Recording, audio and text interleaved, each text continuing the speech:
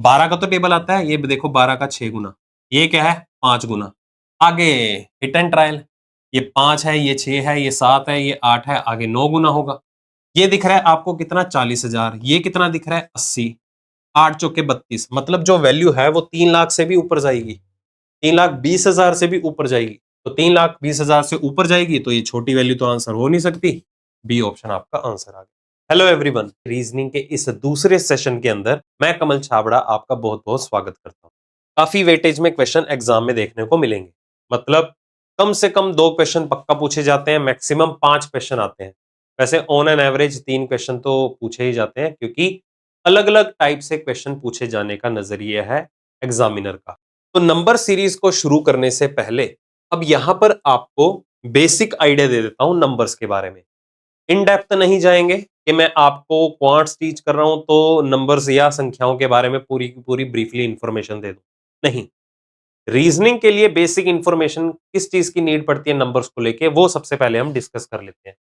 कहने का मतलब आपको सबसे पहले इतना पता होना चाहिए, नंबर सीरीज स्टार्ट करने जा रहे हैं तो बेसिक इंफॉर्मेशन क्या है कि इवन और ओड नंबर्स में डिफरेंशिएट देखो आप सभी को करना आता ही है कि सम और विषम संख्याएं कौन कौन सी होती हैं।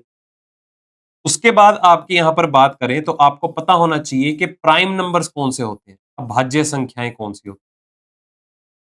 अगर लॉजिकली इसकी डेफिनेशन की बात करूं कि ऐसे नंबर्स जिसके सिर्फ 2 ही गुणनखंड हों, 2 ही फैक्टर्स हों, उन नंबर्स को क्या बोला जाता है, प्राइम नंबर्स। पहला प्राइम नंबर अभाज्य संख्या कौन सी है, 2। एक प्राइम नंबर नहीं है, ध्यान रखिएगा। 2 के बाद अभाज्य संख्या कौन सी है, 3। 3 के बाद 5, 7, 11, 13, 17 एंड सो ऑन। क्योंकि अगर मैं इनकी बात करूं, सपोज मैं 5 को ही उठा लेता हूं। अब ये देखिए 5 किस किस से भाग होगा, या तो खुद के टेबल पे डिवाइड होगा, 5 से ही डिवाइड होगा, या 1 के टेबल पे जाएगा। मतलब के ऐसे नंबर्स जिनके सिर्फ 2 ही फैक्टर्स हो, 1 एंड इटसेल्फ, 2 ही गुणनखंड, या तो एक या तो खुद वही, तो ऐसी संख्याओं को क्या बोला जाता है, प्राइम नंबर्स बोला जाता है। ठीक है, पूरी की पूरी नंबर सिस्टम में इकलौता 2 ही एक ऐसा नंबर है जो इवन प्राइम नंबर की फॉर्म में है, सम अभाज्य संख्या या अभाज्य सम संख्या, जैसी भी आप बोल दीजिए। इसके अलावा जितने भी प्राइम नंबर्स रहेंगे वो सारे के सारे ओड होते हैं, विषम होते हैं। तो इकलौता इवन प्राइम नंबर हमारे पास कौन सा एग्जिस्ट करता है, यहां पर 2। बाकी जितने भी प्राइम नंबर्स हैं वो सारे के सारे क्या होते हैं, ओड इन नेचर, ठीक है, विषम होते हैं। अब उसके बाद आ जाते हैं हमारे पास कॉम्पोजिट नंबर्स। प्राइम नंबर्स के बाद कौन सी संख्याएं आ जाती हैं, कॉम्पोजिट नंबर, जिसे हम क्या बोलते हैं, भाज्य संख्याएं। होती क्या है, सिंपल वे में बात करें, जो प्राइम नंबर्स नहीं है वो सारे क्या है, कॉम्पोजिट नंबर। लाइक अगर मैं यहां पर बात करता हूं संख्या 4 की, अब अगर मैं 4 की बात करूं, अब देखिए ये किस किस के नंबर पे डिवाइड होगा, ये 1 से भी डिवाइड हो जाएगा, ये 2 से भी डिवाइड हो जाएगा, और खुद के टेबल पे भी डिवाइड हो जाएगा। मतलब यहां पर 4 के कितने फैक्टर्स बने, कितने गुणनखंड बने, 2 से ज्यादा। तो जिनके सिर्फ 2 ही फैक्टर्स होते हैं उन संख्याओं को बोला जाता है प्राइम नंबर, और जिन संख्याओं के 2 से ज्यादा फैक्टर्स होते हैं उन सभी को क्या बोला जाता है, कॉम्पोजिट नंबर। पहला इवन कॉम्पोजिट नंबर कौन सा है, 4 ही है, ठीक है। और पहला ओड कॉम्पोजिट नंबर कौन सा है, 9। पहली भाज्य संख्या कौन सी है, 9, जो विषम है। उससे पहले जितने भी 9 से पहले ओड नंबर्स हैं, 3, 5, 7, ये तीनों के तीनों क्या हैं, प्राइम नंबर्स की कैटेगरी में। ओके, चलो इतना क्लियर हो गया कि प्राइम नंबर के सिर्फ 2 ही फैक्टर्स होते हैं, और जो प्राइम नंबर नहीं होते उन सभी को क्या बोला जाता है, कॉम्पोजिट नंबर। तो ये बेसिक इंफॉर्मेशन ही इनफ है रीजनिंग के लिए। रीजनिंग को क्वांट नहीं आता, ये मान के चाहिए। देन उसके बाद हमारा कंसेप्ट रहता है काफी इंपॉर्टेंट, इस चीज को लेके, स्क्वेयर्स एंड क्यूब्स को लेके, स्क्वेयर्स और क्यूब्स को लेके। तो रीजनिंग के लिए ये मान के चलिए आपको वर्ग और घन आने बहुत ज्यादा जरूरी है। कितने से कितने, 1 से लेके 30 तक के आपको वर्ग आने जरूरी हैं, और 1 से लेके 12 या 15 तक आपको घन आने जरूरी है, परफेक्ट स्क्वायर और परफेक्ट क्यूब। तो ये है सारी की सारी इंफॉर्मेशन किससे रिलेटेड, नंबर से रिलेटेड। क्योंकि देखिए जब भी आप क्वेश्चन को सॉल्व करेंगे ना, तो सबसे पहला मोटिव ही आपको ये देखना है कि आपको जो भी श्रृंखला दी गई है नंबर से रिलेटेड, कहीं उनमें ये बेसिक टर्म्स तो नहीं फॉलो हो रही, कहीं आपको चेक करना है प्राइम नंबर का सीक्वेंस तो नहीं है, चेक करना है स्क्वायर्स का कंसेप्ट तो नहीं है, क्यूब्स का कंसेप्ट तो नहीं है। अब ये भी नहीं होगा कि एग्जामिनर आपको इतने आसान क्वेश्चन दे देगा लाइक 1, 4, 9, 16, 25, तो बताइए अगली संख्या क्या होगी। तो ऐसे क्वेश्चन तो आप इजीली बता दोगे। हाँ जी, 25 के बाद क्या आएगा? 36। मतलब अगर मैं आपको सीरीज ना भी सिखाऊं ना, तो भी आप ऐसे वर्बली बता दोगे। तो आपको क्या लगता है इतने इजी क्वेश्चन एग्जामिनर देगा? आजकल नहीं बनते हैं, पहले बनते थे। तो अगर मैं इसी को अवॉइड करके एक आपके सामने सीरीज प्रोवाइड करूं, मैं कह देता हूं 2, 5, 10, 17, 26, अगली संख्या बताइए क्या होगी। तो आप इसे थोड़ा सा सोचने बैठेंगे। तो अगर मैं आपको ध्यान से एक चीज विजुअलाइज कराऊं, मैंने कुछ नहीं किया, इन सारी की सारी संख्याओं में एक एक नंबर ऐड कर दिया। 1 का 2 बना दिया, 4 का 5, 9 का 10, 16 का 17, 25 का 36, तो आगे क्या आएगा? 37। मतलब कि आपको कभी भी एग्जामिनर जो है स्क्वेयर्स और क्यूब्स की डायरेक्ट सीक्वेंस नहीं देगा। आने को देखो आ सकता है, बट चांसेस आर रेयर कि इतने क्वेश्चन इजीली आपको पूछे जाएंगे। हमेशा उन स्क्वेयर्स और क्यूब में मॉडिफिकेशन की जाएगी। कैसे? ये देखिए, ये सारे के सारे नंबर्स का परफेक्ट स्क्वेयर लेके उसमें एक एक जोड़ दिया गया। ये 2 के वर्ग में एक जोड़ा, ये 3 के वर्ग में एक जोड़ा, ये 4 का स्क्वायर प्लस 1 है, एंड सो ऑन। तो हमेशा मॉडिफिकेशन की जाएंगी स्क्वायर्स और क्यूब्स के साथ। या तो उनमें एडिशन करके आपको प्रोवाइड की जा सकती है सीरीज, या तो सब्ट्रैक्ट करके, या तो जोड़ के दिया जा सकता है वो संख्या, या तो आपको घटा के दी जा सकती है। समझ में आ गई बातें? तो सिर्फ मुझे ये पहले बेसिक पॉइंट जो है वो क्लियर करने थे।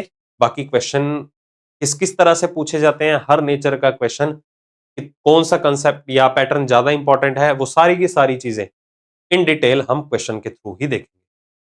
तो ज्यादा टाइम वेस्ट नहीं करते हैं, डायरेक्टली शुरू करते हैं नंबर सीरीज का क्वेश्चन नंबर 1। तो ध्यान से देखिए, सबसे पहले तो आपको सीरीज को जज करना है कि यहां पर कोई बेसिक टर्म्स तो नहीं यूज हो रही, प्राइम नंबर्स, स्क्वेयर्स या क्यूब्स, तो ऐसी आपको कोई भी चीज विजुअलाइज नहीं हो रही हो, है ना। अब देखिए आपको करना क्या है। जब भी आपको कोई भी बेसिक चीज विजुअलाइज ना हो, ना दिखाई दे, तो रीजनिंग की नंबर सीरीज को अटेम्प्ट करने की सबसे बेहतरीन अप्रोच क्या है कि विद इन द नंबर्स आप डिफरेंस लेना स्टार्ट कर दो। अगर मैं यहां पर 2 और 12 के बीच में अंतर देखूं, तो दोनों में अंतर कितने का आ गया? 10 का। मतलब 2 से 12 तक ट्रेवल करने के लिए 2 में 10 नंबर जोड़े, 12 से 30 तक ट्रेवल किया तो कितने नंबर जुड़े? 18 नंबर जुड़े। 30 से 56 तक अगर मैंने ट्रेवल किया तो यहां पर कितने नंबर जुड़े हैं? 26। 56 से 90 तक अगर मैंने ट्रेवल किया तो कितने नंबर जुड़े हैं यहां पर? 34। तो ध्यान से देखिए, मैंने क्या किया, विद इन द नंबर्स एक डिफरेंस क्रिएट कर लिया। अब मैं अगर इन डिफरेंसेस को देखूं, जो भी ये मैंने विद इन द नंबर्स अंतर लिया है, ये 10 है, ये 18 है, मतलब 10 से 18 कितने नंबर बढ़ गए? 8 नंबर बढ़ गए। 18 से 26 कितने नंबर बढ़े? 8 नंबर बढ़े। 26 से 34 कितने नंबर बढ़े? 8 नंबर बढ़े। कहने का मतलब, जब भी आप कभी भी किसी भी नंबर सीरीज को उनके डिफरेंसेस में कन्वर्ट करते हैं विद इन द नंबर्स, संख्या के बीच में ही, तो वो हमेशा एक कॉन्टिन्यूटी क्रिएट करेगा।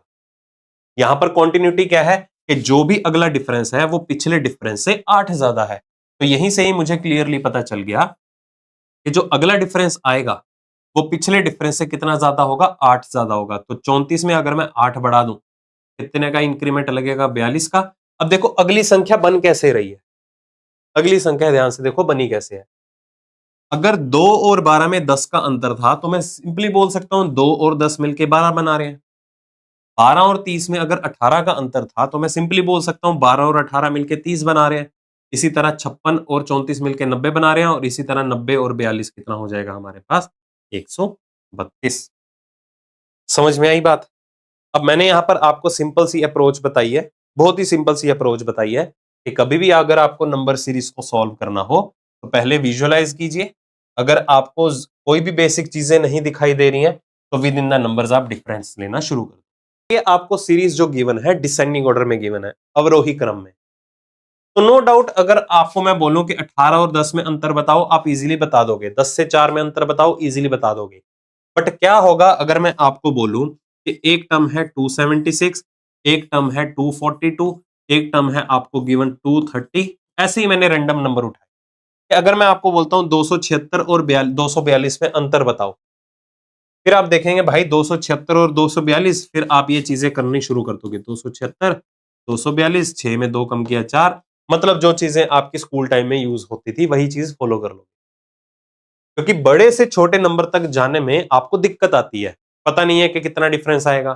बट अगर मैं कहूं आप ये 276 से 242 मत जाओ, अब 242 में 276 तक जाओ, तो आपके माइंड में स्ट्राइक करेगा, अच्छा 242 में अगर मैं 34 जोड़ दूं तो मैं 276 तक इजीली ट्रेवल कर सकता हूं, क्योंकि एडिशन जो है वो सब्ट्रैक्शन के कंपैरिजन में काफी आसान होती है।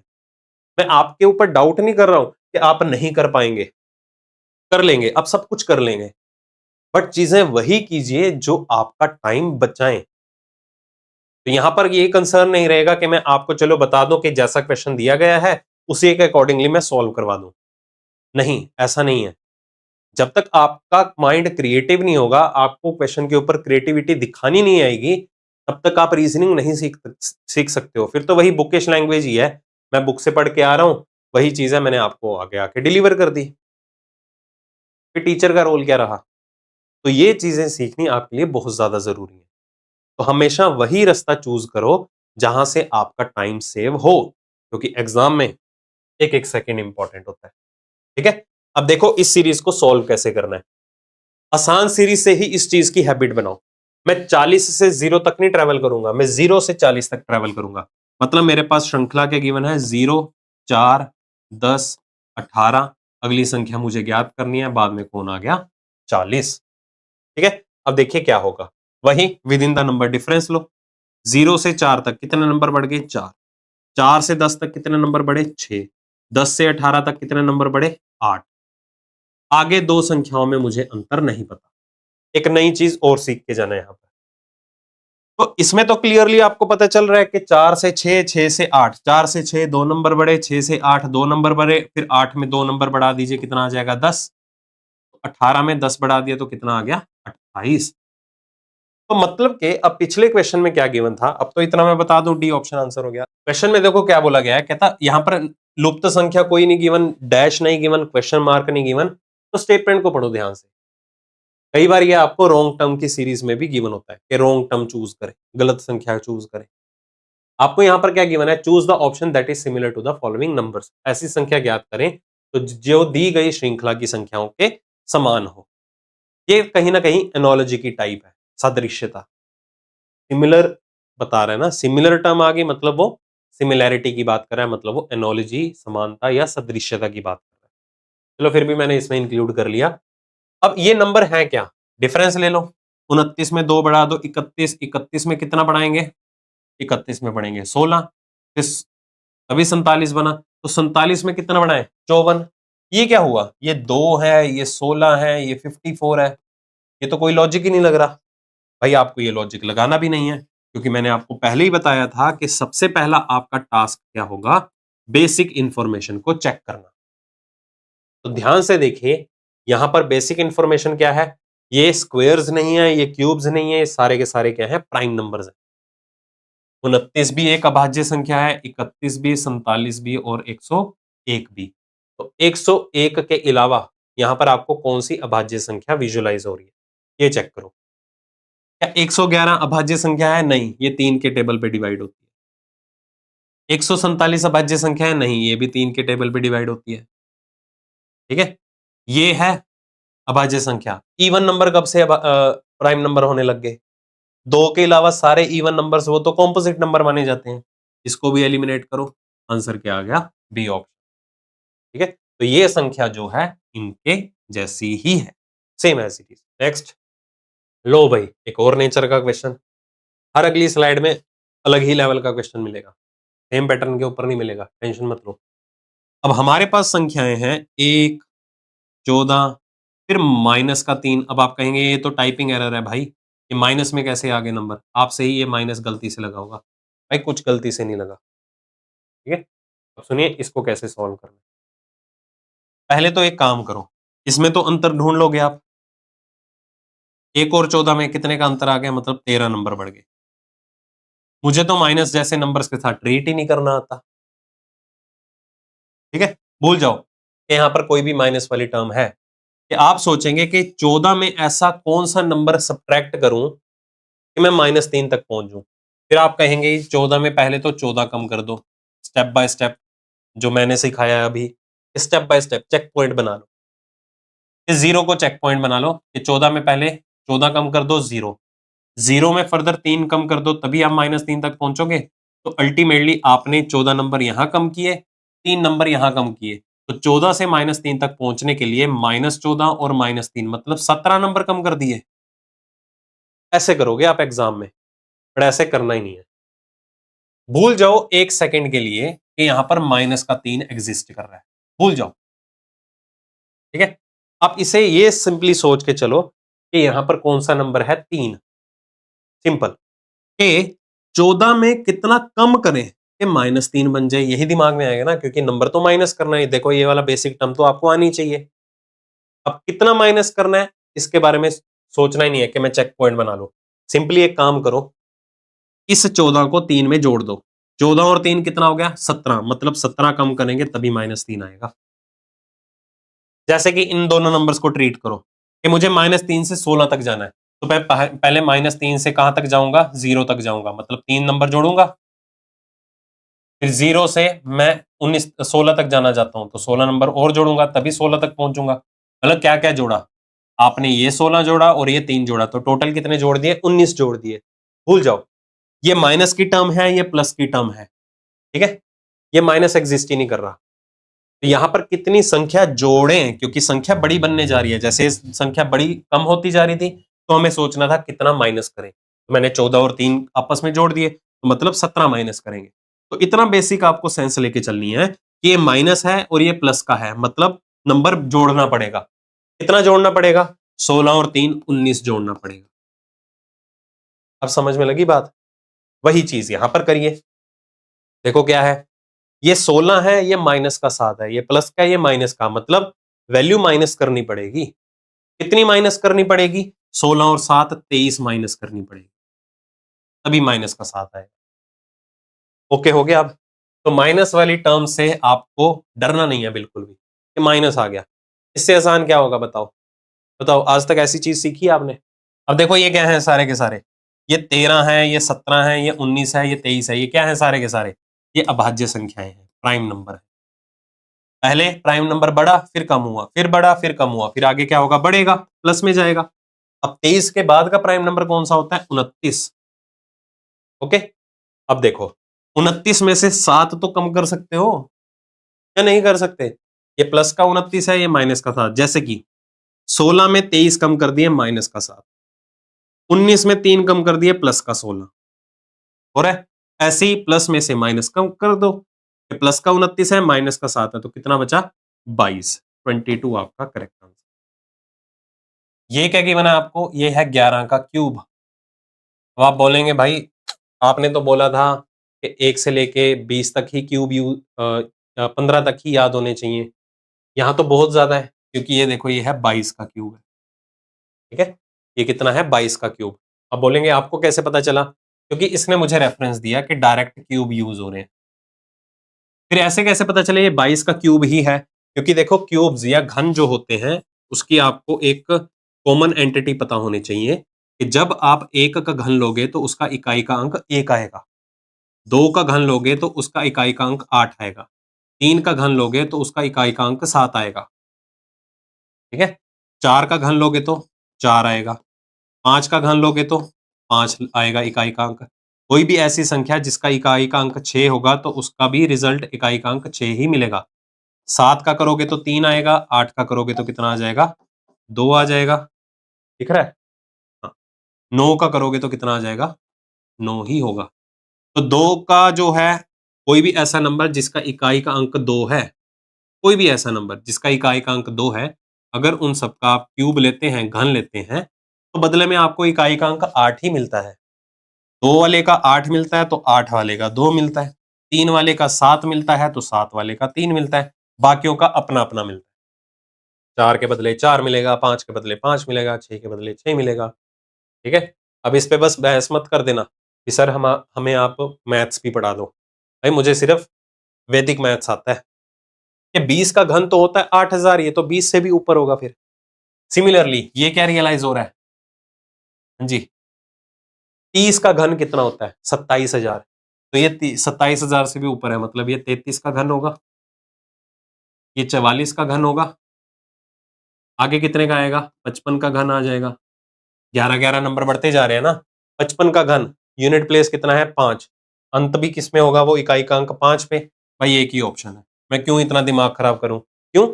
रीजनिंग को नहीं आते हैं? स्क्वेयर्स कैसे निकलते हैं, क्यूब्स कैसे निकलते हैं, कुछ नहीं आता। हाँ जी, क्या लग रहा है डिफरेंस लोगे? बिल्कुल भी नहीं, यहीं से ही शुरू हो जाओ। देखो 720 से 500 5040 की तरफ जाओगे, आप कहोगे मुझे 72 का टेबल नहीं आता, अगर मैं जीरो को अवॉइड भी करूं। 12 का तो टेबल आता है, ये देखो 12 का 6 गुना, ये क्या है? 5 गुना। आगे हिट एंड ट्रायल, ये 5 है, ये 6 है, ये 7 है, ये 8 है, आगे 9 गुना होगा। ठीक है, 9 गुना होगा, जीरो तो पक्का लगेगी, ऑप्शन एलिमिनेट। फिर आगे दहाई का अंक कितना आ जाएगा? 9 दूनी 18, 8 आ जाएगा। बी ऑप्शन नहीं, सी ऑप्शन भी है ऐसा। ठीक है, 880 880। अब इनको कैसे टैकल करना है, ध्यान से देखो। मुझे इतना श्योर है कि मेरा आंसर डी ऑप्शन भी नहीं होगा, ए भी नहीं होगा। डी ऑप्शन क्यों नहीं होगा? क्योंकि दहाई का अंक 8 बन रहा है। भाई इधर देखो, ये देखो 2880 इधर भी है, 2880 इधर भी है, मतलब मुझे 5 अंकों तक नंबर को लेके जाना है, नहीं लेके जाना। 10,000 प्लेस पे नहीं लेके जाना, रेफरेंस लेके चलो। ये क्या दिख रहा है आपको? ये दिख रहा है 40,000, ना कि 40,320। अप्रोक्सीमेट वैल्यू का रेफरेंस लेके चलो। ये दिख रहा है आपको कितना? 40,000। ये कितना दिख रहा है? 80। 8 चौके 32, मतलब जो वैल्यू है वो 3 लाख से भी ऊपर जाएगी, 3,20,000 से भी ऊपर जाएगी। तो 3,20,000 से ऊपर जाएगी तो ये छोटी वैल्यू तो आंसर हो नहीं सकती। बी ऑप्शन आपका आंसर आ गया। देखो वीडियो को पॉज करके क्वेश्चन को पक्का सॉल्व करना है। ये ज्यादातर क्वेश्चन जो है आपको 2025 में आ रखे हैं। यहां से देखो क्लैरिटी मिल रही होगी, 6 गुना है। ये देखो, अगर मैं इसको कैच करूं, ये किसका है? इसका 5 टाइम्स है, मतलब मैंने 196 को 196 को 200 की तरह ट्रीट करवाया। तो 196 का 5 टाइम्स कितना हो गया? 980 होगा शायद। 980 में कितने जुड़ेंगे? 25 जुड़ेंगे, मतलब 5 से मल्टीप्लाई करके 5 का स्क्वायर जोड़ दिया, ऐसा भी हो सकता है, या तो 25 जोड़ दिया। सिमिलरली ये इसके 4 टाइम्स के बराबर है कहीं ना कहीं। 42 का 4 टाइम्स कितना होता है? 168। 168, 168 में कितना जुड़ा? 4 चौके 16, 68 में कितना जोड़ूंगा कि 196 बनेगा? अगर ये 4 से गुना हुआ, ये 5 से गुना हुआ, तो ये 3 से गुना होना चाहिए, ये 2 से गुना होना चाहिए। 4 इंटू 2 8 प्लस 4 कितना हो गया? 12। 12 तिये 36, 36 में ये देखो, ये 5 का स्क्वायर है तो ये 2 का स्क्वायर, तो इसमें इंटू 2 करके 2 का स्क्वायर, इंटू 5 करके 5 का स्क्वायर, इंटू 3 करके 3 का स्क्वायर। 12 तिये 36 और 9 कितना होना चाहिए था? इधर 45 होना चाहिए था। मतलब यहाँ 42 की जगह क्या होता? 45 होता, तो ही करेक्ट बनता। अब देखो अगर 45 मान लेते हम, तो 45 का 4 टाइम्स कितना हो जाता है? 160। फिर 160 में कितने जुड़ते? सॉरी, 45 का 4 टाइम्स 180 होता, माई मिस्टेक, 180 होता, फिर उसमें 16 जुड़ते, मतलब 4 से गुना करके 4 का स्क्वायर जोड़ देते। ठीक है, तो 196 बनता।